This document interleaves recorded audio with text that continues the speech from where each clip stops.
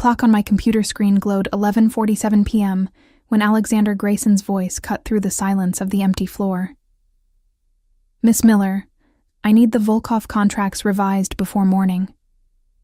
My fingers ached from 8 hours of typing.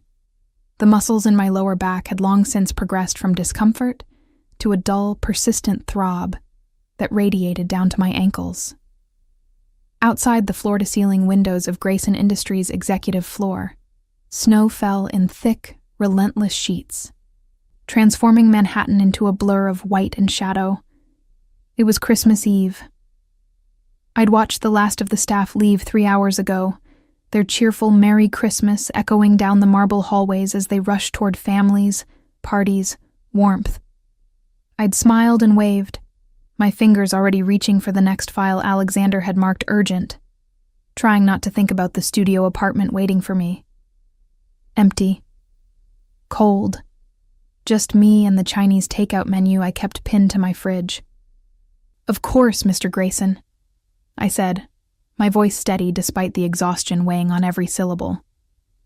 22 months as Alexander Grayson's personal secretary had taught me many things. The most important: never show weakness, never complain, never give him a reason to notice that underneath the efficient exterior, I was just a 22-year-old girl who sometimes cried in the bathroom and ate lunch alone at her desk. I pulled up the contracts, my eyes burning as I scanned the dense legal language. Alexander didn't celebrate Christmas. Didn't celebrate anything, really. Thanksgiving had passed with him in the office until midnight. New Year's would be the same. To him, holidays were inconveniences, disruptions to the steady rhythm of business and power that defined his existence. The scent of his cologne drifted from his office, something expensive with notes of cedar and smoke. I'd learned to recognize it, the way it announced his presence before he spoke. Learned to brace myself for the impact of his attention, brief and burning as a match strike. Through his open door, I could see him at his desk, jacket discarded, shirt sleeves rolled to reveal forearms corded with muscle. His dark hair, usually perfectly styled, had been pushed back by impatient fingers throughout the day, giving him a disheveled look that made him seem almost human. Almost. Alexander Grayson was 34, though sometimes his eyes looked centuries old. Founder and CEO of Grayson Industries, his legitimate empire included real estate, shipping, and technology investments worth billions. But I wasn't naive. I'd worked for him long enough to recognize the meetings that didn't appear on any calendar, the phone calls taken in Italian with the door firmly closed, the men who visited wearing expensive suits that couldn't quite hide the violence in their eyes. My boss was a mob boss, and I was complicit in whatever darkness he orchestrated, filing his papers and scheduling his meetings and pretending I didn't understand what "handle the situation" really meant. The contract swam before my eyes. I blinked hard, forcing focus. Section 3. 7 needed revision. The delivery terms were too vague, leaving room for interpretation that could cost millions, or lives. With Alexander, it was sometimes hard to tell which he valued more. "Miss Miller." His voice again, closer now. I looked up to find him standing at my desk, those storm-gray eyes studying me with an intensity that made my breath catch. "You look exhausted." "I'm fine, Mr. Grayson." The lie came easily. I'd been telling it for months. His jaw tightened, a muscle jumping beneath the dark stubble that shadowed his face. He never shaved on long work days, and something about that imperfection made him more dangerous, more real. "When did you last eat?" I tried to remember. Breakfast had been coffee. Lunch had been more coffee. "I'm not hungry." Liar. But there was no heat in the word, just a flat statement of fact. He moved to the window, hands shoved in his pockets, shoulders tight with tension he never fully released. "You should have left hours ago. It's Christmas Eve. You're still here. I don't have anywhere else to be." The admission was quiet, almost lost beneath the howl of wind against glass. But you must. Family waiting? Friends? My throat tightened. No, sir. No one waiting. He turned then, studying me with those eyes that saw too much. No one? My parents died when I was 19. Car accident. I don't know why I told him. In nearly 2 years, we'd barely exchanged words that weren't about work. But something about the late hour, the empty building, the snow falling like the world was being erased, made honesty easier than pretense. I don't really have anyone. Something shifted in his expression, too quick to identify. I see. We stood in silence, the only sound the soft hum of computers and the storm outside. Finally, he exhaled sharply. Finish the contracts, then go home. That's an order. Yes, sir. He returned to his office, but I felt his attention on me even through the wall, a weight I'd grown accustomed to carrying. I worked faster, fingers flying across the keyboard, making the necessary changes while my body screamed for rest. By the time I saved the final revision, it was 12:23 a.m. Christmas Day. Merry Christmas to me. I gathered my things, my movements mechanical with exhaustion. My coat was thin, bought secondhand 3 years ago when I'd first moved to New York with dreams of making it as a writer. That dream had died somewhere between unpaid internships and mounting student loans. Now I filed papers for a man who probably had people killed and told myself it was fine because the salary was good. The elevator ride down felt endless. The lobby was deserted, just the night security guard who nodded as I passed. Outside, the storm had intensified. Snow fell so thick I could barely see across the street.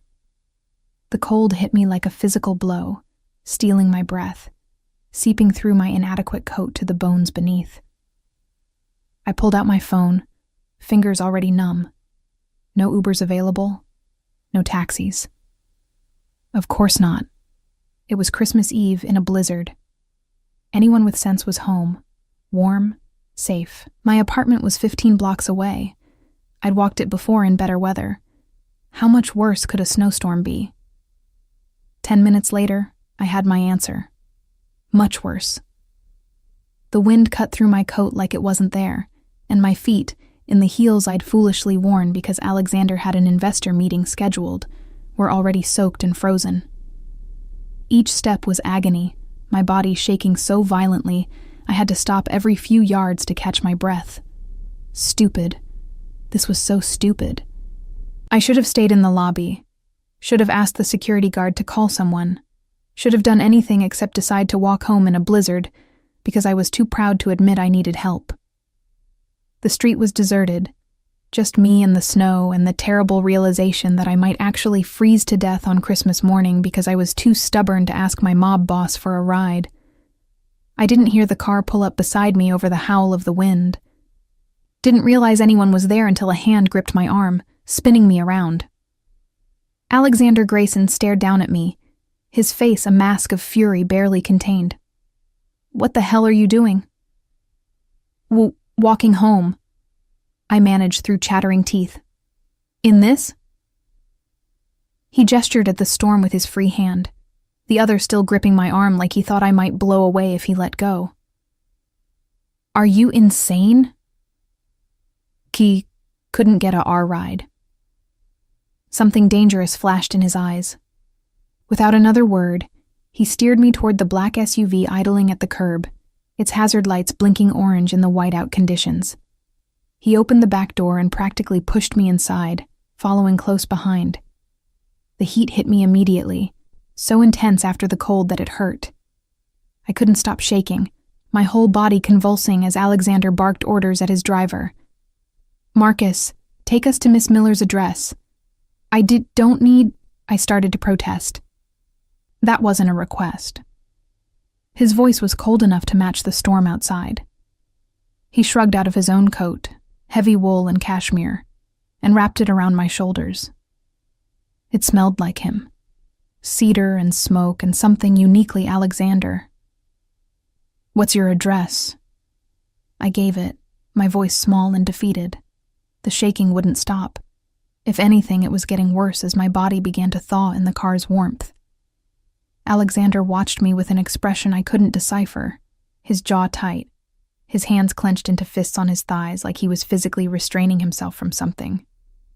Finally, he moved, pulling me against his side with one arm, the gesture stiff and awkward, like he'd forgotten how to offer comfort. "Relax," he said gruffly. "You're going into shock. Your body needs warmth." I should have pulled away. Should have maintained the professional distance we'd carefully preserved for 2 years. But I was so cold, and he was so warm, and for just a moment, I let myself lean into the solid strength of him. We rode in silence through the empty streets. The drive that should have taken 10 minutes stretched to 25 in the storm. When we finally pulled up outside my building, a shabby 5-story walk-up in a neighborhood that got rougher every year, I felt Alexander's whole body tense. "This is where you live." His voice was very quiet, very controlled, dangerous. "It's what I can afford. On the salary I pay you?" "Student loans, medical bills from my parents' accident." I pulled away from him, suddenly defensive. "Not all of us were born into wealth, Mr. Grayson." His eyes flashed. "Get out." The words stung more than they should have. I fumbled for the door handle, but his hand shot out, stopping me. "I'm coming with you." "That's not necessary." "Miss Miller." He turned me to face him, his hands on my shoulders, his face very close to mine. "I'm coming with you. I'm making sure you get inside safely. And then I'm going to determine whether this building has adequate heat, because if it doesn't, you're not staying here tonight." The authoritative tone should have made me angry. Instead, I felt something warm unfurl in my chest, something dangerous and entirely inappropriate. "You can't just—" "I can, and I will." He opened the door, keeping his coat wrapped around me as he guided me out into the storm. The building's entrance was unlocked, the security system broken 3 months ago and never repaired. We climbed 5 flights of stairs, my legs trembling with exhaustion and cold. Alexander stayed close behind me, his hand hovering near my back like he expected me to collapse. My studio apartment was exactly as I'd left it that morning. Small, clean, sparse.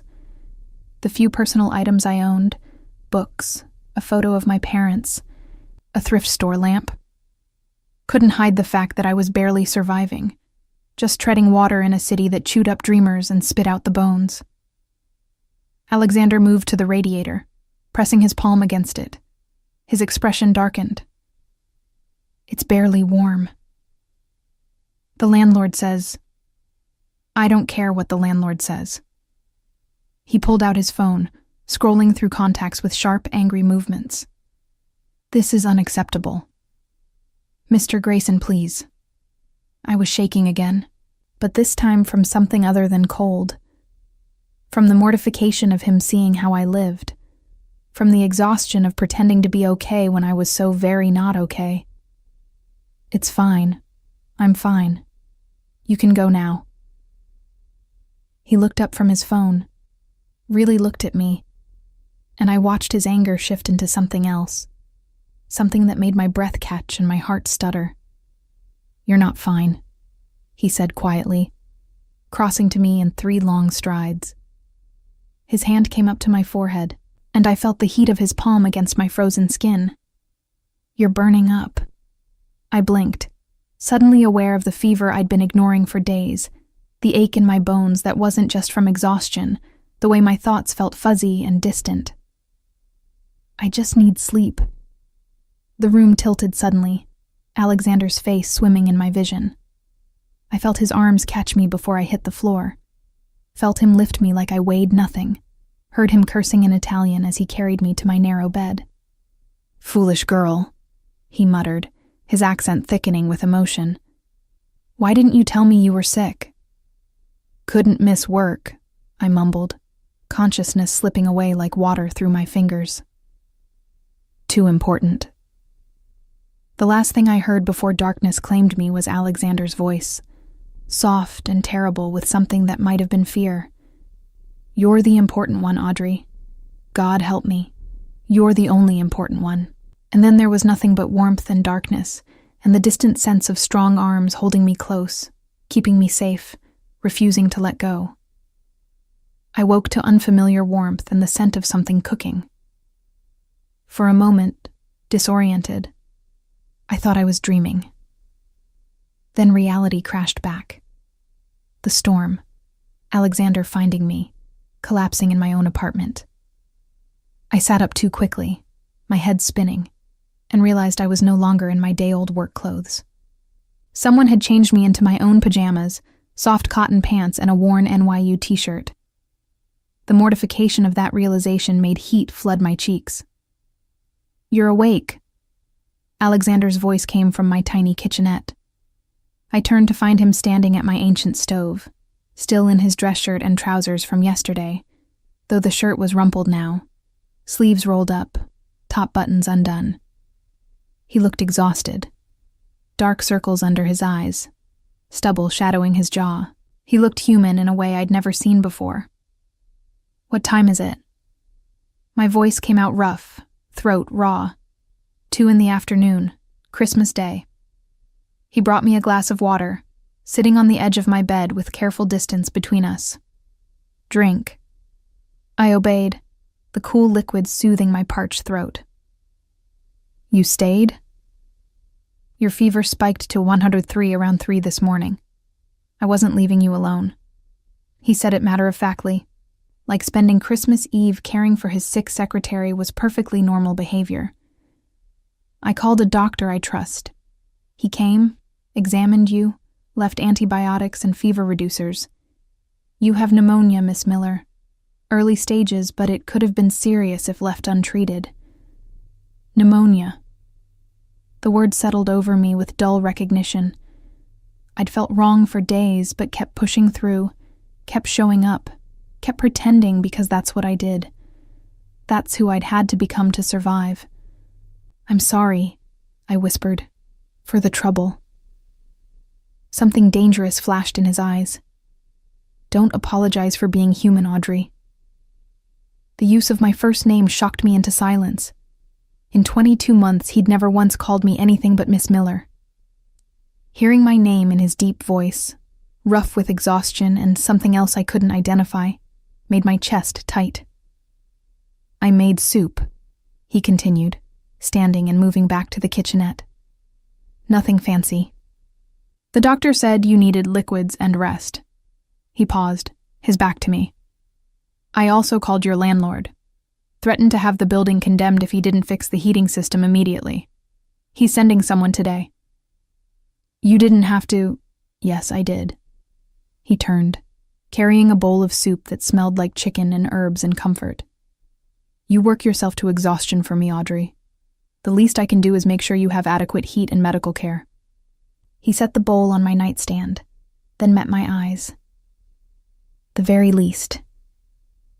There was something raw in his expression, something vulnerable that I'd never seen in the controlled mask he wore at the office. This wasn't Alexander Grayson, mob boss and billionaire CEO. This was just a man who'd spent Christmas Eve caring for someone who mattered to him, though neither of us dared say it aloud. "Thank you," I said softly, "for staying, for the doctor, for everything." He nodded once, sharp and dismissive, uncomfortable with gratitude. "Eat, then more medicine. The doctor said you need to rest for at least 3 days before even thinking about returning to work." "But the Volkov contracts can wait." His voice was firm. "Nothing is worth your health, Audrey. Nothing." I ate the soup slowly, hyper-aware of him moving around my tiny apartment, tidying things that didn't need tidying, his presence too large for the small space. When I finished, he handed me pills and more water, watching to make sure I swallowed them. "Sleep," he ordered. "I'll be here." "You can't stay here all day. It's Christmas. You must have somewhere. I told you last night. I don't have anywhere else to be." The admission was quiet, almost lost beneath the sound of my ancient radiator clanking to life, The landlord had actually sent someone. My family is gone. My father died 5 years ago. My mother the year before that. I have business associates, not friends. So no, Audrey, I have nowhere else to be except here, making sure you're safe. The loneliness in his words mirrored my own so perfectly it hurt. We were the same, I realized. Both orphaned, both alone, both pretending we were fine when we were slowly drowning in isolation. Then stay, I heard myself say. Please. Something shifted in his expression, softening the hard edges. Sleep, Angel. I'll be right here.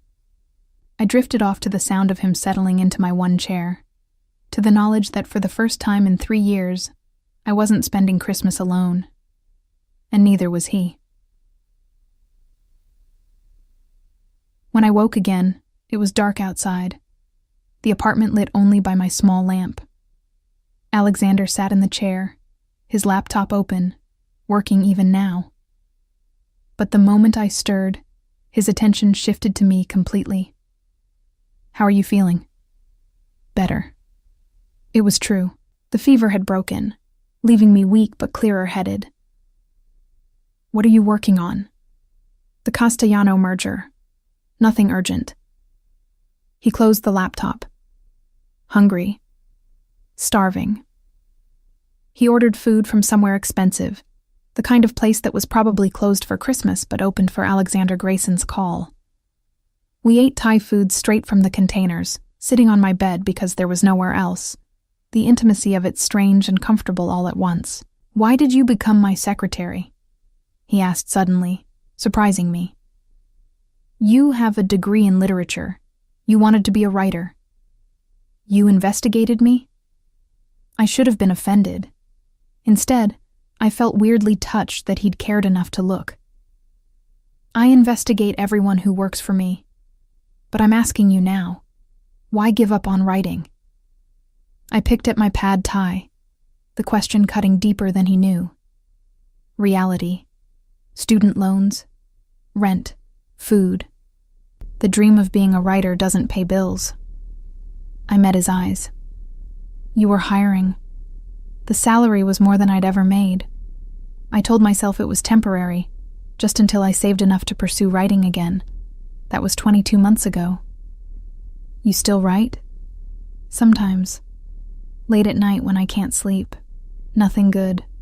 Nothing I'd show anyone. I laughed bitterly. Turns out I'm better at filing your contracts than creating anything worthwhile. I doubt that. His voice was quiet, certain. Show me something.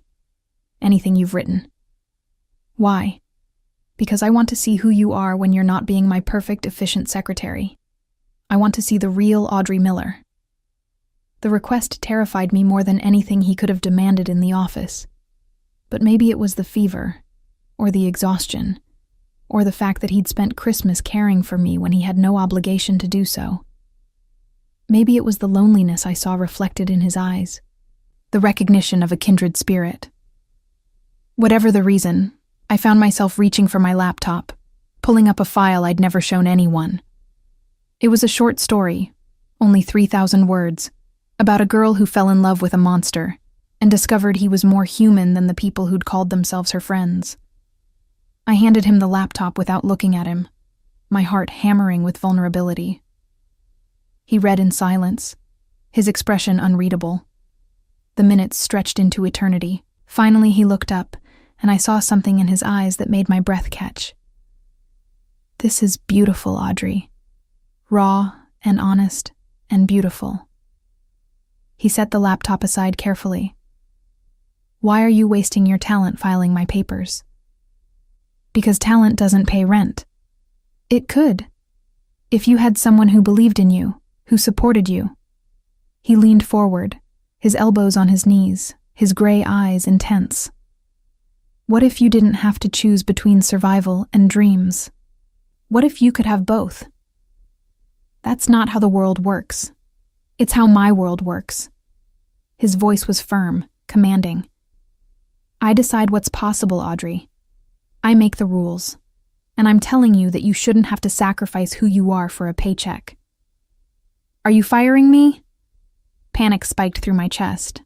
No, I'm offering you a choice. He stood, pacing my small apartment with restless energy. Continue as my secretary, but with the understanding that I support your writing. Time off when you need it. Resources, connections to publishers I know. Or... He stopped, turning to face me. Something else entirely. Something neither of us has been willing to acknowledge. My heart stuttered. What do you mean? He crossed to the bed, sitting close enough that I could feel the heat radiating from him, smell his cologne mixed with a day's worth of stubble and exhaustion. You know what I mean, Audrey. This thing between us. This pull we've both been fighting since the day I hired you. There's nothing. I started to lie. Don't. His hand came up, tucking a strand of hair behind my ear with devastating gentleness. Don't lie to me. Not after I've seen you like this, vulnerable and real. Not after I've spent the night watching you sleep and realizing that somewhere along the way, you became the most important person in my world. Tears pricked my eyes. You're my boss. This is inappropriate. Dangerous. I'm a lot of things, Angel, but I've never claimed to be appropriate or safe. His thumb traced along my jawline, and I shivered for reasons that had nothing to do with fever. But I am careful with what belongs to me. And you belong to me now, whether we acknowledge it or not. The possessiveness in his words should have frightened me. Instead, I felt something warm unfurl in my chest, something that had been frozen for so long I'd forgotten it could thaw. I belong to myself, I whispered, but there was no conviction in it. Do you? His voice was low, intimate, dangerous. Then why does your heart race when I'm near? Why do you watch me through your office window when you think I'm not looking? Why did you push yourself to pneumonia rather than disappoint me? Because I'd fallen for him somewhere between filed contracts and late nights. Between stolen glances and the careful distance we maintained. Because he'd become the center of my world without either of us meaning for it to happen. This is a bad idea, I said, even as my hand came up to rest against his chest, feeling his heartbeat strong and steady beneath my palm. The best ideas usually are. He leaned closer, his forehead resting against mine. I'm not a good man, Audrey. I've done terrible things. I'll do more terrible things. But with you, I want to be better. For you, I want to try. Alexander. His name on my lips, not Mr. Grayson, felt like crossing a line we could never uncross. Say it again. His voice was rough with something that sounded like need. Say my name. Alexander. And then his lips were on mine, gentle despite the hunger I felt coiled in his body, careful like I was something precious and breakable. I kissed him back with 2 years of suppressed longing. With every late night I'd watched him work and wanted to smooth away the tension in his shoulders. With every moment I'd pretended he was just my boss when he'd become so much more. When we finally broke apart, both breathing hard, he rested his forehead against mine again. Mine, he breathed. Tell me you're mine, Audrey. This is insane. We work together. You're my boss. This could ruin everything. Or it could save us both. His hands framed my face with devastating tenderness. I haven't felt alive in years, Audrey. Not since my father died, and I inherited an empire built on blood and fear. But you make me feel human again. You make me want to be human again. I'm afraid, I admitted, of this, of you, of how much I already feel for you when I barely know you. Then let me fix that. Let me show you who I am beneath the power and the violence. Let me prove I can be the man you deserve. He pressed a kiss to my forehead, achingly gentle. Just give me a chance, Angel. That's all I'm asking. against every logical thought in my head, against every self-preservation instinct I possessed. I heard myself whisper, "Okay." His smile was slow and devastating and full of promises that terrified and thrilled me in equal measure. "Okay," he echoed. And as he pulled me carefully into his arms, mindful of my illness, holding me like I was the most valuable thing in his empire, I realized that everything had just changed. The careful distance we'd maintained had shattered, and there was no going back to what we were before. We'd crossed the line from boss and secretary into something infinitely more dangerous and necessary, and God help me, I didn't want to go back. 3 days later, I returned to work against the doctor's orders and Alexander's explicit instructions. I'd spent those days in my apartment with Alexander, checking in constantly. Texts, calls, surprise visits with food from restaurants I couldn't pronounce. Each interaction chipped away at the careful walls I'd built around my heart. But I couldn't hide forever, and I needed to prove that what happened Christmas Eve hadn't changed my ability to do my job. The moment I stepped off the elevator onto the executive floor, I felt the shift. Heads turned. Whispers followed me like shadows. I kept my gaze straight ahead, moving toward my desk outside Alexander's office with practiced efficiency. Well, look who finally decided to show up. The voice belonged to Jessica Chen, senior account manager and the closest thing to a mean girl I'd encountered in corporate America. She perched on the edge of my desk, her perfectly manicured nails tapping against the wood. "We heard you had quite the Christmas." I set down my bag, meeting her calculating gaze. "I was sick. Mr. Grayson was kind enough to ensure I received medical attention." "Is that what we're calling it?" Her smile was razor sharp. "Spending the night in your apartment? Very hands-on medical attention." My blood ran cold. "How did you?" "The driver talks. The doorman talks. Everyone talks, Audrey." She leaned closer, her voice dropping to a stage whisper that carried to the 3 other assistants, pretending not to listen. "You think you're special? You think you're the first secretary to catch Alexander Grayson's eye? Please, you're just the latest." The words hit like physical blows, but I forced my expression to remain neutral. "If you're finished, I have work to do." "Just friendly advice." She stood, smoothing her designer skirt. "Alexander Grayson doesn't do relationships. He does acquisitions, and when he's done with you, you'll be just another name on a very long list." She walked away, heels clicking against marble, leaving poison in her wake. I sank into my chair, hands trembling as I powered on my computer. Was she right? Was I just another conquest, a temporary distraction for a man who collected and discarded women like expensive watches? "Miss Miller." Alexander's voice made me look up. He stood in his doorway, impeccable in a navy suit, his gray eyes sharp as they took in my pale face. "My office. Now." I followed on unsteady legs, hyper-aware of the eyes tracking our movement. He closed the door behind us, the click of the lock seeming unnaturally loud. "You shouldn't be here." His voice was controlled, but I heard the anger beneath it. "The doctor said 5 days minimum. I'm fine. You're still recovering from pneumonia." He crossed to me in 3 long strides, his hand coming to my forehead in a gesture that was becoming familiar. "No fever, at least.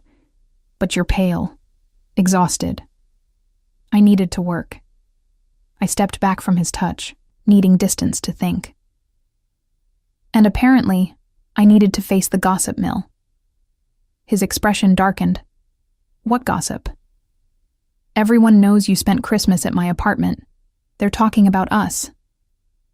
I wrapped my arms around myself.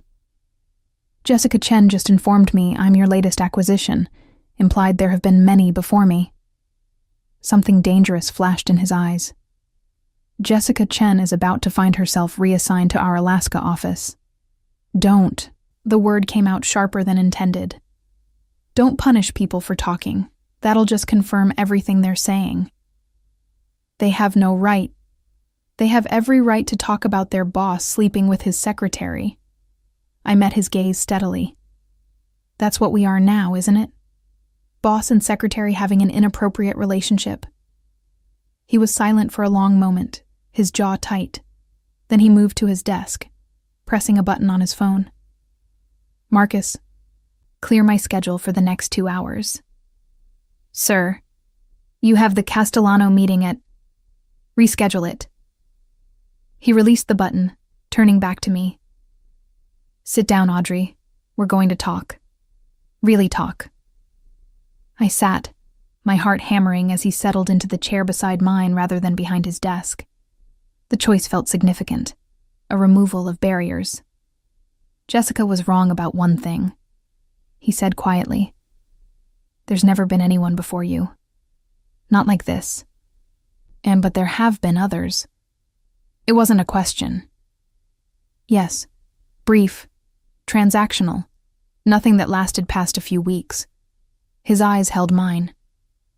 I learned early that relationships in my world are dangerous. People use intimacy as a weapon. They get close to gather intelligence, to find weaknesses, to manipulate. So I kept everyone at arm's length. No one close enough to hurt me.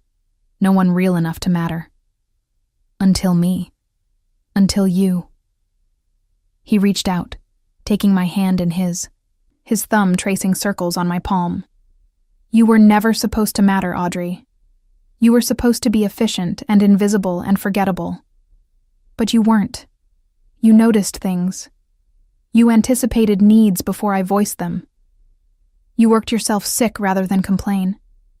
And somewhere in those long nights, you became the most real thing in my life. The raw honesty in his voice made my chest tight. Alexander, this is dangerous for both of us. The gossip is just the beginning. If people know you care about me, they'll try to use you against me, I know. His grip tightened on my hand. That's why we need rules, boundaries, protection. What kind of protection? He was quiet for a moment, his expression troubled. There's something I need to tell you. About my world. About what being with me really means. Dread pooled in my stomach. What is it? I told you my business has gray areas. That was a lie, or at least a severe understatement. He stood, pacing to the window, his shoulders tight. My father built an empire that spans both legitimate business and other operations. When he died, I inherited all of it. The good and the very, very bad. You're talking about the Mafia. I said what we'd both been dancing around. Yes. He turned to face me. I run the Grayson family. We control shipping, protection, certain political connections. I've tried to legitimize, to move away from my father's methods. But there are obligations, alliances, enemies who would love nothing more than to see me fall. And being with you puts a target on my back. Yes. The admission was stark, honest. Anyone I care about becomes a liability, a weakness to exploit. He crossed back to me, kneeling so we were eye level.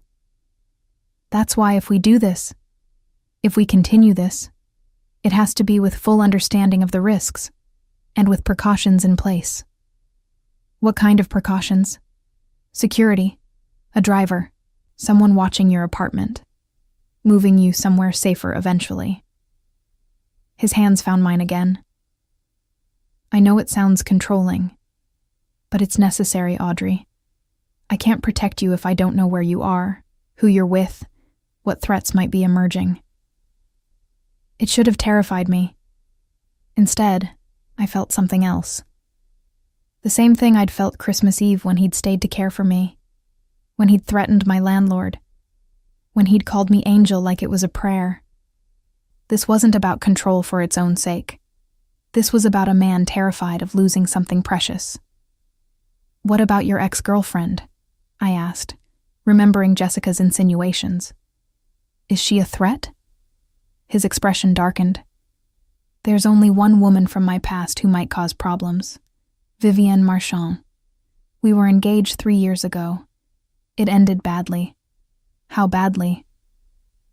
She wanted access to my business, not me, but what I represented. Power, money, connections. He exhaled sharply.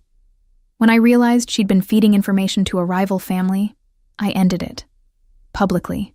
Humiliatingly. She swore she'd make me regret it. And has she? Not yet. But Vivienne is patient.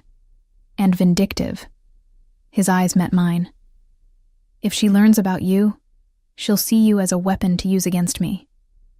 Then maybe we should stop this before it goes any further. The words hurt to say, but logic demanded them. Before I become another casualty in your war. No.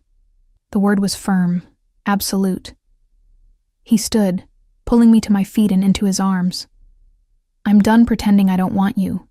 Done keeping you at arm's length because it's safer. Maybe I'm selfish. Maybe I'm damning us both. But I'm choosing you, Audrey. The question is whether you're brave enough to choose me back. I looked up at this complicated, dangerous man who'd somehow become essential to me, who made me feel seen and valued and protected in ways I'd never experienced, who was offering me honesty even when it was ugly, who was warning me of dangers while promising to shield me from them. I'm terrified, I admitted. Good. Fear keeps you smart. His hands framed my face. But don't let it keep you from living. From taking risks. From choosing something real over something safe. You're asking me to trust you with my life. I'm asking you to trust me with your heart. His voice dropped lower, and I'm promising to guard it with everything I have, everything I am. I rose on my toes, pressing my lips to his in answer. The kiss was different from Christmas Eve, less desperate, more certain, a claiming on both sides, an acknowledgement of what we were becoming. When we broke apart, his smile was slow and possessive. Mine, he breathed. Yours, I agreed, sealing my fate with that single word. A sharp knock on the door made us spring apart. Alexander's expression shifted instantly from tender to cold authority. Come in. Marcus, his head of security, entered. His face was grim. Sir, we have a situation. Vivienne Marchand is in the lobby. She's demanding to see you. Alexander's whole body went taut. How did she know I'd be here? Unknown, sir, but she's making a scene.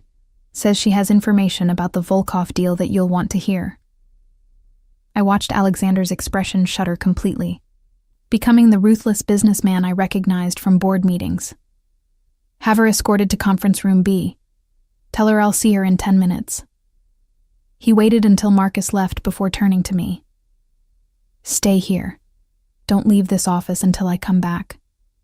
Alexander, please, Audrey. His hand cupped my face one more time. Trust me to handle this, and whatever you hear, whatever anyone tells you, remember what I just said. You're mine. That's not changing. He left, and I was alone with my racing heart and the terrible certainty that this was just the beginning. The storm we'd weathered on Christmas Eve was nothing compared to what was coming, and I had no idea if we'd survive it.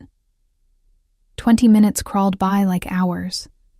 I tried to work, to focus on emails and spreadsheets, but my mind kept circling back to Alexander and Vivienne in that conference room. What was she telling him? What information did she have? And why did the thought of them alone together make my chest tight with something that felt dangerously like jealousy? When the office door finally opened, I looked up expecting Alexander. Instead, Vivienne Marchand glided in like she owned the place. She was stunning in the way only money and meticulous maintenance could achieve.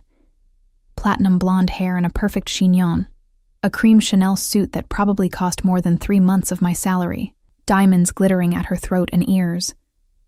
She looked like she'd stepped from the pages of Vogue, all sharp edges and calculated perfection. So, you're the little secretary everyone's gossiping about. Her voice was cultured, dismissive, her blue eyes raking over me with undisguised contempt. How quaint. I stood, keeping my voice level. This is Mr. Grayson's private office. You shouldn't be here. And yet here I am. She moved closer, circling me like a predator assessing prey. Let me guess. You think you're special? You think Alexander actually cares about you? That's between Alexander and me. She laughed, the sound like breaking glass. Oh, sweetie, there is no you and Alexander. There's Alexander and his obsessions. And trust me, those obsessions never last. She stopped in front of me, close enough that I could smell her expensive perfume. I was where you are 3 years ago. The special one. The different one. He made me the same promises I'm sure he's made you. Protection. Devotion. Forever. Then you betrayed him. I met her gaze steadily. So clearly the situations aren't comparable. Her eyes flashed with anger. Is that what he told you? That I betrayed him? She shook her head, something almost like pity crossing her features. Alexander Grayson doesn't do relationships, little girl. He does acquisitions. And when you no longer serve a purpose, when you stop being shiny and new, he'll discard you just like he did me. Just like he's done to everyone who's ever gotten close. If you're finished, I'm not. She pulled out her phone, scrolling through photos before turning the screen toward me. Recognize her? I looked at the image. A beautiful brunette in Alexander's arms, both of them laughing at some charity gala. No. Miranda Castellano, 6 months before me.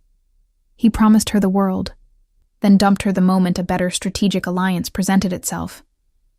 And her? Another photo, a redhead this time. Sophia Laurent, lasted 3 months, and her... Stop. I pushed the phone away, my stomach churning. Why are you showing me this? Because you deserve to know what you're getting into. Her voice softened, almost sounding genuine. I'm not the villain here, Audrey. I'm trying to save you from making my mistake, from believing that Alexander Grayson is capable of love when all he knows is possession and control. The door opened before I could respond. Alexander stood there, his expression absolutely glacial. Get out, Vivian. I was just having a chat with your new acquisition. She smiled sweetly, but there was venom beneath it. Making sure she understands the rules of your little game. Out, now, before I have security remove you forcibly. She brushed past him, pausing in the doorway. Oh, and Alexander? That information about the Volkov deal? It was a test, to see if you'd drop everything to see me. And you did. Her smile widened. Some things never change. After she left, silence filled the office like poison gas. Alexander closed the door carefully, his movements controlled, but I could see the tension radiating through his shoulders. Whatever she told you, he started. Is it true? I interrupted. Were there others, women you promised things to and then discarded? It's complicated. That's not an answer. He exhaled sharply, running a hand through his hair. Yes, there were women before you. Some I dated briefly. Most were strategic, appearances at events, alliances with other families. None of them were real, Audrey. None of them mattered. But you made them think they mattered. No. His voice was firm. I was always clear about what those relationships were. Temporary, transactional. Vivian wanted more than I could give. And when I ended things, she twisted the narrative to make herself the victim. And the others? Miranda? Sophia? His jaw tightened. You've been doing research. Or Vivian showed you her little collection of evidence. She showed me photos of you with other women, looking exactly like you look with me. He crossed to me in 2 strides, his hands gripping my shoulders. Those women were performances, public appearances to maintain alliances, to show strength, to play the game my world demands. But they never came to my home. never saw me like you've seen me, never mattered enough to keep me up at night worrying about their safety. How do I know I'm not just another performance? The question hurt to ask, but I needed the answer. Because I'm standing here explaining myself when I've never explained myself to anyone. His voice roughened. Because I spent Christmas Eve caring for you instead of closing $1 billion deal. Because the thought of you hurt, scared, or in danger makes me want to burn the world down. That's not performance, Audrey. That's real. I wanted to believe him.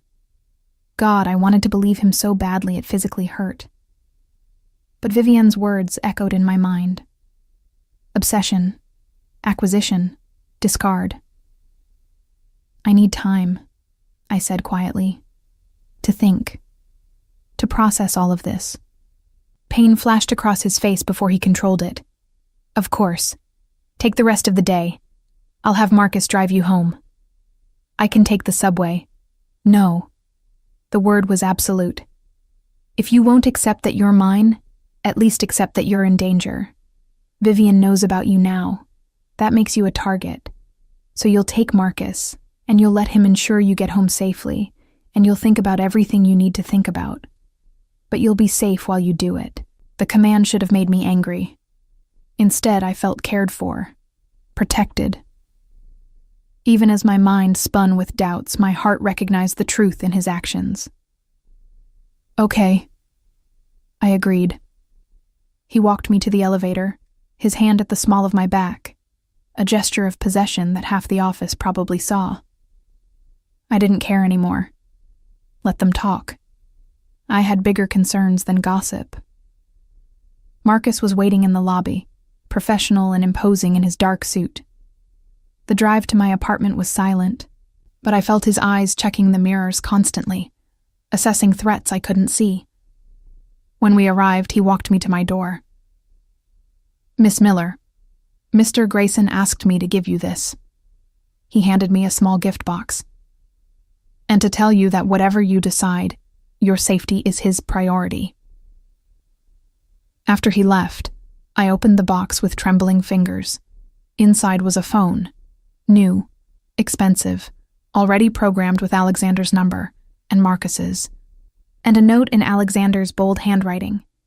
This phone is secure, untraceable. If you're ever in danger, use it. Day or night, I'll come for you. Not because you're mine, but because I'm yours. I sank onto my couch, the phone clutched in my hand, and let the tears finally fall. This was impossible, dangerous. Everything rational told me to run, to quit my job, to disappear before I got in too deep. But my heart, that traitorous organ, whispered something else entirely. That Alexander Grayson, with all his darkness and danger, was the first person who'd ever truly seen me. Who'd ever made me feel valuable for who I was, rather than what I could do. My regular phone buzzed with a text from an unknown number. Enjoy your little romance while it lasts. But remember what I showed you. Alexander Grayson destroys everything he touches. You'll be next. V. I stared at the message, fear and anger warring in my chest. Vivian was trying to manipulate me, to plant seeds of doubt. But what if she was right? What if I was just deluding myself, seeing love where there was only obsession? A knock at my door made me jump. I checked the peephole expecting Marcus. Instead, I saw a woman I didn't recognize. Mid-30s, professional but warm, with kind eyes and a gentle smile. Miss Miller, my name is Elena Rodriguez. I'm a friend of Alexander's. May I come in? Every instinct screamed not to open the door. But something about her felt genuine, unthreatening. I cracked the door, keeping the chain engaged. What do you want? To talk. About Alexander. About what being in his life really means. She held up her hands, showing they were empty. I'm not here to hurt you or manipulate you. I'm here because I know what you're going through, and I thought you might need someone who understands. Who are you really? I was married to Alexander's cousin, before he was killed 3 years ago in a territory dispute. Her eyes held genuine sorrow. I know this world, Audrey. I know the danger and the cost, but I also know that Alexander Grayson is not the monster people think he is, and I thought you deserved to hear that from someone who has no agenda except honesty. Against my better judgment, I opened the door. Elena entered, bringing with her a sense of calm I desperately needed. "Tell me everything," I said. "The truth, no matter how ugly." And she did. For the next 2 hours, Elena told me about the Grayson family, about Alexander's father, who'd been brutal and cold, who'd raised his son to value power over people, about how Alexander had tried to change things when he took over, to move the family toward legitimate business, to reduce the violence his father had embraced. "It's not perfect," she admitted. "Alexander still operates in gray areas, still makes hard choices, but he's not his father. He actually cares about the people in his life. He's just terrible at showing it in ways that don't look like control. Vivienne said he destroys everyone he touches. Vivienne betrayed him in the worst way possible. She sold information that got 3 of his men killed. When he found out, he could have killed her. Instead, he just exiled her from his world. She's been trying to hurt him ever since." Elena took my hand. "But here's what you need to understand about Alexander. When he loves someone, he's all in. Completely, obsessively, sometimes suffocatingly. It's not healthy by normal standards. But in his world, that kind of devotion is what keeps people alive. How do I know if he really loves me or if I'm just another acquisition?" She smiled sadly. "You don't. Not for certain. But I can tell you this. I've known Alexander for 15 years. I've never seen him look at anyone the way he looked at you when he called me this afternoon. Desperate for someone to help you understand. That's not obsession, Audrey. That's love. Terrifying, overwhelming, possibly doomed love, but love nonetheless." Her words settled over me like a blanket, warm and heavy. "What should I do?" "That's your choice. You can run, and no one would blame you. This life is hard, dangerous, full of impossible compromises." She squeezed my hand. "Or you can stay and see where it leads. But if you stay, do it with your eyes open. Know what you're accepting. Know the cost." After Elena left, I sat in the growing darkness, the secure phone Alexander had given me resting in my palm. One call. That's all it would take. One call, and he'd be here. One call, and I'd be choosing him despite the danger, despite the doubts, despite everything sensible telling me to run. My finger hovered over his name, and then I pressed call. He answered before the first ring finished. "Audrey." "Come over," I whispered. "Please. I need to see you." "I'm already on my way." Of course he was. Probably had been since I got home, waiting nearby in case I needed him. The thought should have felt invasive. Instead, it felt like safety. 10 minutes later, he was at my door. No suit this time, just dark jeans and a black sweater that emphasized his powerful build. His hair was disheveled like he'd been running his hands through it. His eyes were shadowed with worry. "Audrey." I pulled him inside and kissed him, cutting off whatever he'd planned to say. Kissed him with every ounce of fear and hope, and desperate need churning inside me. He responded instantly, his arms coming around me, holding me like I might disappear if he loosened his grip. When we finally broke apart, both breathing hard, I looked up at him and made my choice. "I'm yours," I said simply. "Completely, terrifyingly yours. But I need you to promise me something. Anything. Promise that if this becomes too dangerous, if staying with you means I'll get hurt or killed, you'll let me go. You'll protect me by pushing me away if necessary. Pain lanced across his face. Audrey, promise me, Alexander, because I can accept the danger of being with you. But I can't accept you sacrificing yourself to keep me when it would be smarter to let me go. He was silent for a long moment. Then he pulled me close, his lips against my hair. I promise that your safety will always come first, even above my need for you, even if it destroys me. It was the best I'd get, and maybe it was enough. Then show me, I whispered. Show me what being yours really means. His answer was a kiss that promised everything: protection and passion, danger and devotion, a future that was uncertain, but undeniably ours. And as he lifted me into his arms, carrying me toward my bedroom, I chose to believe in the impossible. I chose to believe in us. The next morning, I walked into the office on Alexander's arm, not following behind him like a secretary, but beside him like an equal. The statement was deliberate, unmistakable. Every head turned, every conversation stopped. Jessica Chen's expression was priceless. "Good morning, everyone," Alexander said, his voice carrying the weight of authority that made boardrooms tremble. "I have an announcement.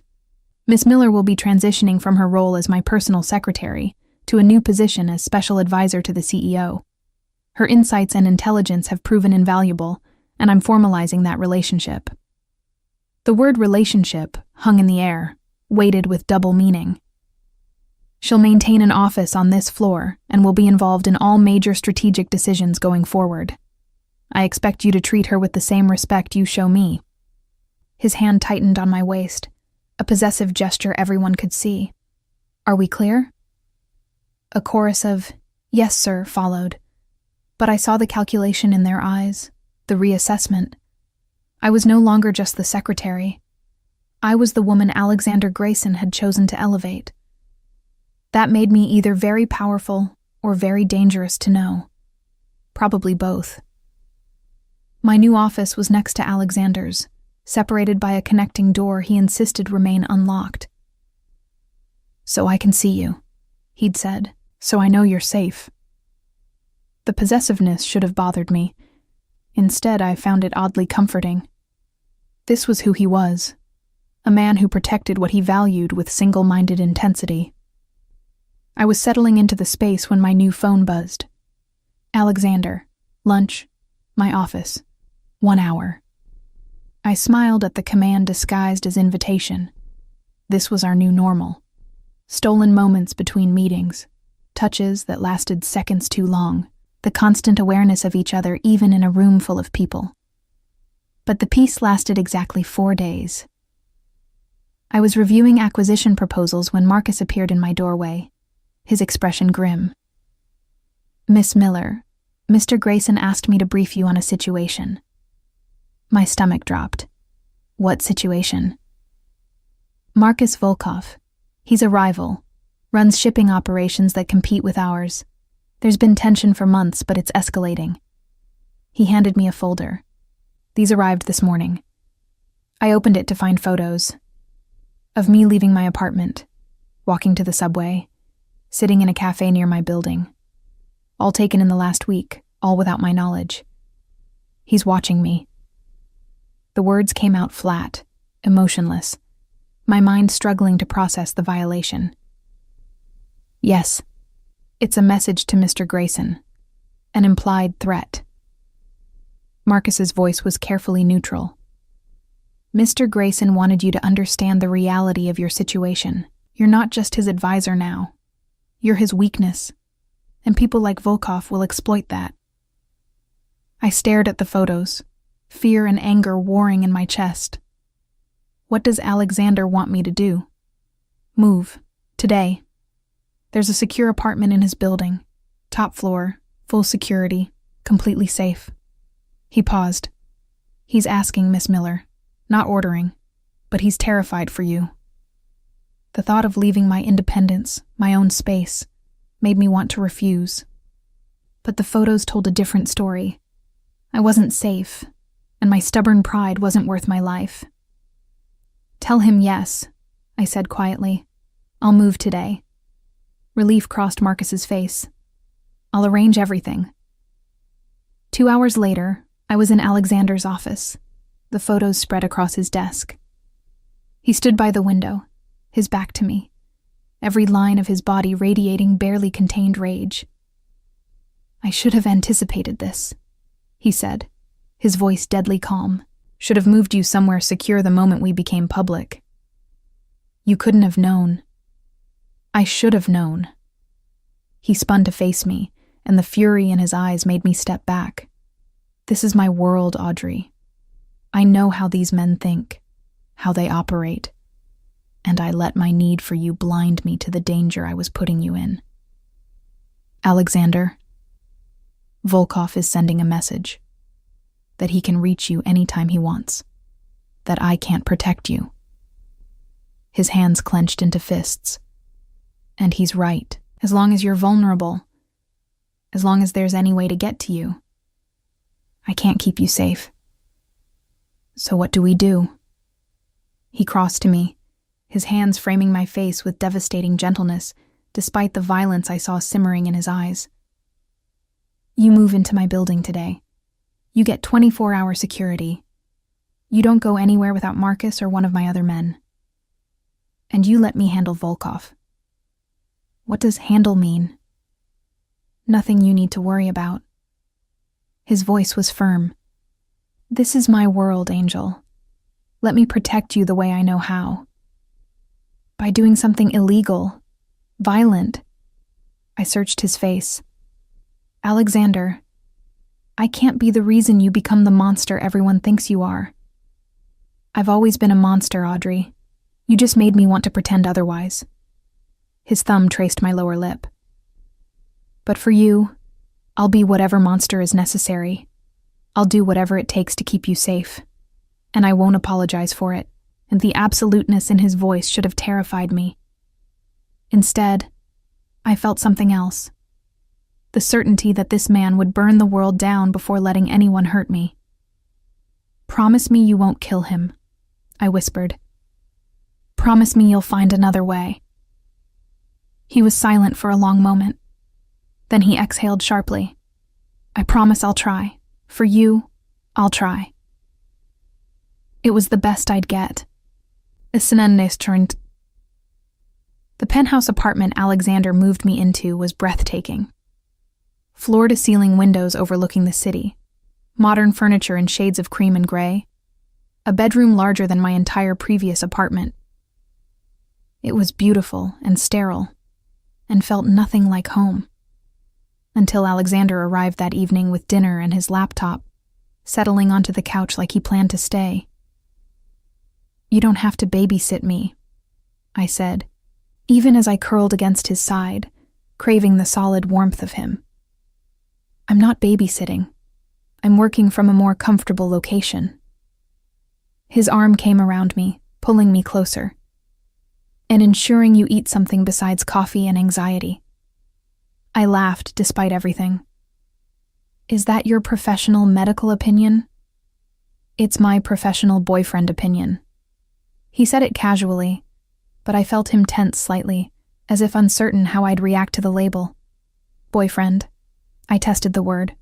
"That seems too normal for what we are." "What are we then?" I looked up at him, at this complicated, dangerous man who'd somehow become essential to me. "Everything. You're everything, Alexander." His kiss was gentle, reverent, completely at odds with the violence I knew he was capable of. "Mine," he breathed against my lips. "Say it again." "Yours, always yours." We ate dinner curled together on the couch, talking about everything and nothing. He told me about his childhood, about a father who'd valued power over love, about learning to hide emotions because they were weaknesses to exploit. I told him about my parents, about the loneliness of being orphaned young, about dreams deferred in favor of survival. "You're going to write again," he said suddenly. "Your novel, I want you to finish it. I don't have time. Make time. That's an order from your boss. His smile was slight but genuine. I'm cutting your hours to 25 per week. The rest of the time, you write. And when it's finished, I'll ensure it gets published. You can't just... I can, and I will. His voice was firm. You're not sacrificing your dreams for me, Audrey. I won't allow it. The high-handedness should have annoyed me. Instead, I felt cherished. Protected not just physically, but in every way that mattered. Thank you, I whispered. That night, he stayed. Not in the guest room, but with me, holding me through the darkness, his presence a shield against every fear that tried to creep in. 3 days later, I was in my office when Jessica appeared, her expression strangely subdued. Audrey, can we talk? I looked up, surprised. About what? About me being a complete bitch to you. She closed the door, leaning against it. I owe you an apology. Several, actually. What brought this on? Alexander called me into his office this morning.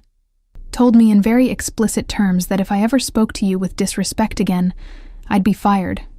Not reassigned. Fired. With a recommendation so scathing I'd never work in this city again. She exhaled sharply. But he also told me something else. That you'd asked him not to punish anyone for gossiping about you two. That you'd defended me when he wanted to destroy my career. I hadn't known Alexander had followed through on his threat. Or that he'd told Jessica about my intervention. I was jealous, she admitted. You came in as a secretary, and within 2 years, you had Alexander Grayson looking at you like you hung the moon. I've worked here for 5 years and he barely knows my name. Jessica, let me finish. She held up a hand. I was wrong. About you being just another acquisition. About him getting bored. I see how he looks at you, Audrey. Like you're the only real thing in his world. That's not something he's ever felt before, and I'm genuinely sorry for trying to poison that because I was envious. The apology caught me off guard. Thank you for saying that. Also, fair warning. Vivienne Marchand has been calling the office, trying to get meetings with various executives, asking questions about you. Her expression was serious. I think she's building a case for something. I don't know what, but it's not good. Fear prickled down my spine. Does Alexander know? I just came from his office. He knows. She paused at the door. Be careful, Audrey. Vivienne is vindictive and connected, and she hates Alexander enough to destroy anyone he cares about. After she left, I sat in silence, processing everything. This was my life now. Threats from rivals, warnings from former enemies turned allies, constant vigilance against dangers I barely understood. But when Alexander appeared in my doorway an hour later, his eyes finding mine across the room with that intense focus that made my heart race, I knew it was worth it. Every danger, every complication, every impossible choice. He was worth it. And I was finally brave enough to fight for what we were building. Together, we'd face whatever came next, even if it destroyed us both. The attack came on a Tuesday. I was leaving the office late, Marcus at my side as always, when the black van pulled up. 3 men emerged, moving with military precision. Marcus shoved me behind him, his hand going for the gun at his waist, but they were faster. The first shot took him in the shoulder. He went down hard, and then hands were on me, dragging me toward the van despite my screaming, despite my fighting, despite everything. A cloth pressed over my mouth and nose. Chemical sweetness. The world blurred, darkened, disappeared. I woke to darkness, and the smell of rust and mildew. My head pounded, my mouth tasted like copper, and my hands were bound behind me to a chair. Terror clawed up my throat as my eyes adjusted to the dim light filtering through a high, dirty window. I was in some kind of warehouse, empty, isolated, The kind of place where screams wouldn't carry. She's awake. A man's voice, accented. Russian. Footsteps echoed across concrete. Marcus Volkov emerged from the shadows, followed by two others. He was mid-50s, silver-haired, with cold eyes that assessed me like merchandise. Miss Miller. Finally, we meet. His smile was reptilian. I apologize for the dramatic introduction, but your boyfriend doesn't respond well to polite requests. What do you want? My voice came out steadier than I felt. The same thing everyone wants from Alexander Grayson. Compliance, cooperation. He circled me slowly. You see, your boyfriend has been interfering with my operations, stealing contracts, undercutting prices, making my life very difficult. I've tried reasoning with him, but Alexander is stubborn. So you kidnapped me. I borrowed you. He stopped in front of me. Temporarily. Just long enough to convince Alexander that continued interference will have consequences. Personal consequences. He'll kill you for this. Volkov laughed. Perhaps. But first he'll give me what I want. The shipping contracts in question. Control of the port operations. Several other concessions. He pulled out his phone. And to ensure his cooperation, I'm going to send him proof that I have you. That I can do whatever I want to you unless he complies. Fear turned to ice in my veins. Don't. His hand shot out, gripping my face hard enough to bruise. You don't give orders here, little girl. You're nothing but a bargaining chip. A weakness in Alexander Grayson's armor that I'm going to exploit until he breaks. He positioned his phone, taking photos of me bound and terrified. Each click felt like a violation, a weapon being forged to hurt Alexander. Perfect. He'll hate seeing you like this, helpless, afraid. Volkov's smile widened. And if he doesn't give me what I want within 6 hours, I'll send him pictures of what happens to pretty girls who fall for dangerous men. He left me alone in the dark, bound and shaking, my mind racing through possibilities. Alexander would come. I knew that with absolute certainty. But would he come in time? And what would he do when he found me? What monster would I unleash by being his weakness? I lost track of time in the darkness. Could have been hours or minutes, my fear distorting perception. Then I heard it. Gunfire. Distant at first, then closer. Shouts. More shots. The sounds of violence I'd been sheltered from suddenly erupting around me. The warehouse door exploded inward. Alexander stood silhouetted in the opening, flanked by Marcus, alive despite being shot, and a dozen other men. He was in all black, a gun in his hand, his face a mask of controlled fury that made him look like the vengeful god he was in this world. His eyes found me across the space, and something in his expression shattered. The control cracked, revealing the terror beneath. Audrey. My name was a prayer and a curse on his lips. Volkov appeared from behind me, his own gun suddenly pressed to my temple.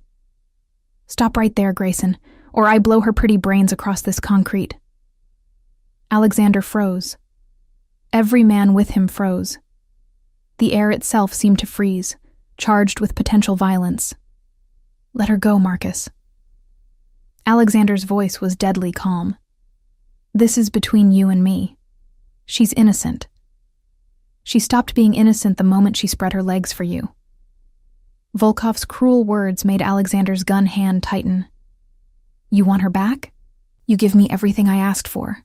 The contracts, the ports, full control of the eastern shipping lanes. Done. Alexander didn't hesitate. It's yours. All of it. Just let her go. Alexander, no. I started, but Volkov's gun pressed harder against my skull. And you step down as head of the Grayson family. Transfer power to someone I choose. Silence. This was more than business.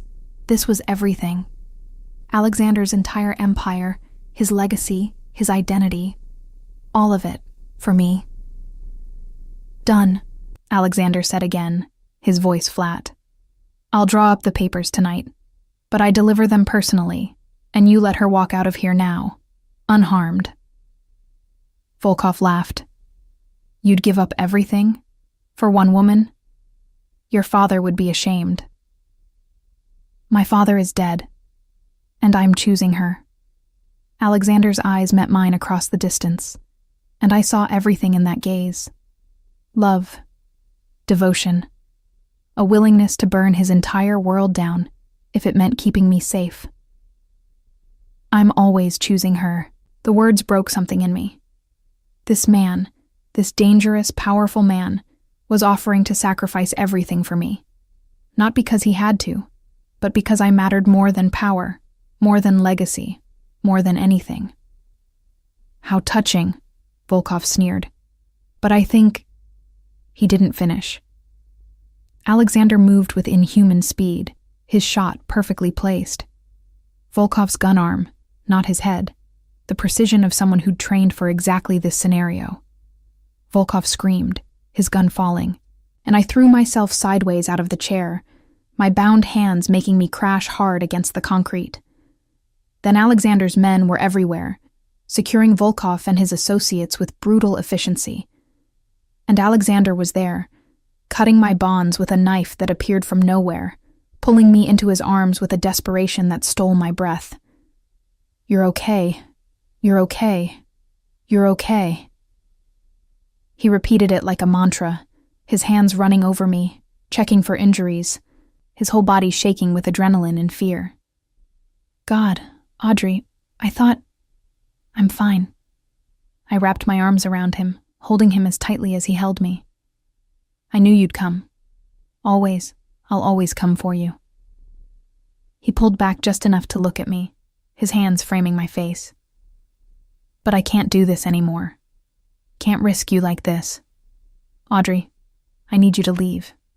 Tonight. I'll set you up somewhere safe. Somewhere no one knows to look, with enough money to never worry again. But you have to go. Before someone else tries this. Before I lose you for real. The words hit like physical blows. What? You were right. Being with me makes you a target, and I can't... His voice broke.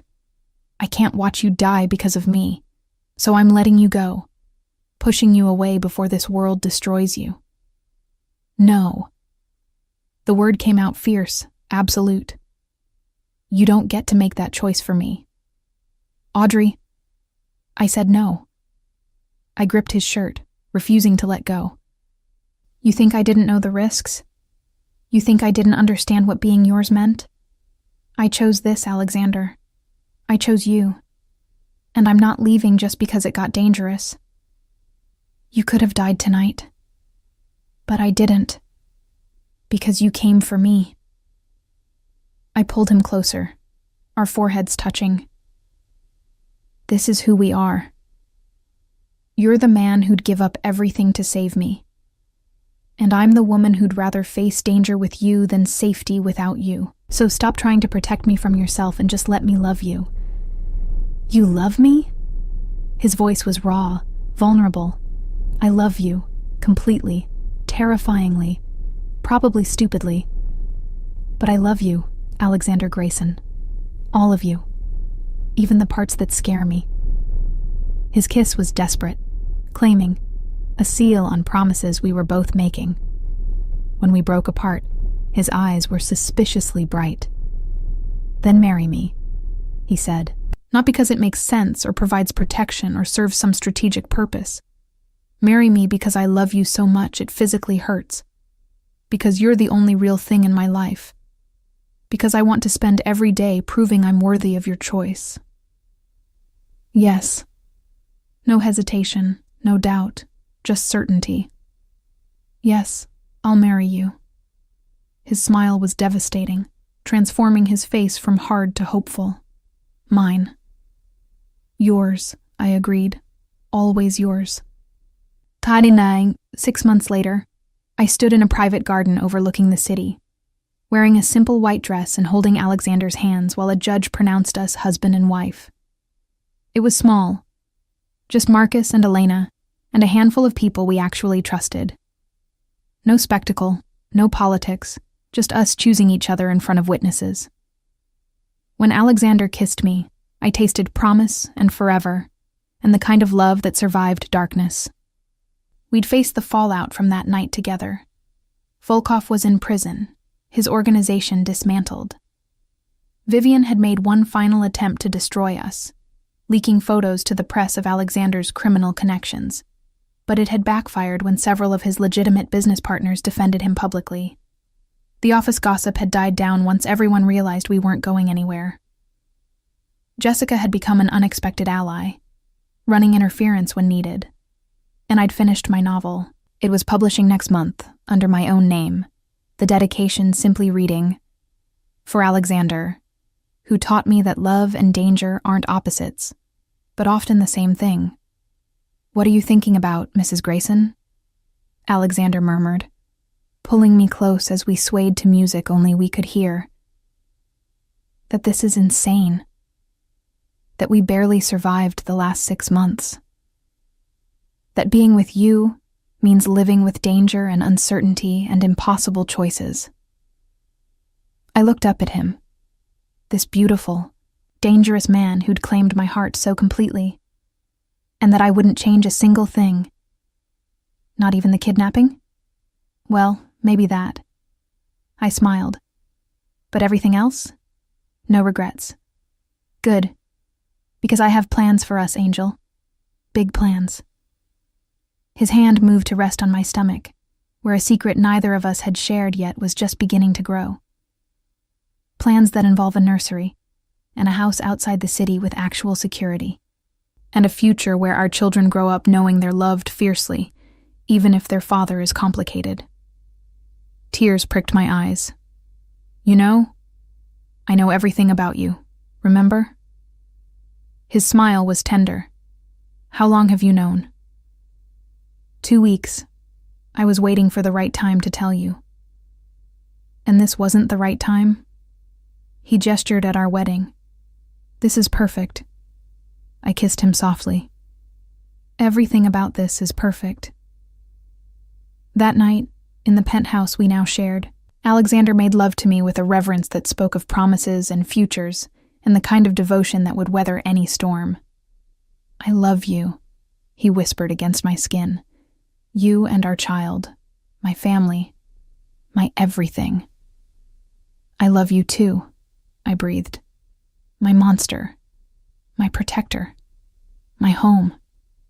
And as we lay tangled together in the darkness, I thought about the girl who'd walked into a snowstorm 6 months ago, who'd been found shivering and sick by a man who'd claimed her as his own. That girl had been surviving. But this woman, this wife, this mother-to-be, this author, this partner to a powerful, dangerous, devoted man, was living. And that made every danger, every fear, every impossible choice worth it. Because love wasn't safe. Love wasn't simple. But with Alexander Grayson, love was real. And real was all I'd ever wanted.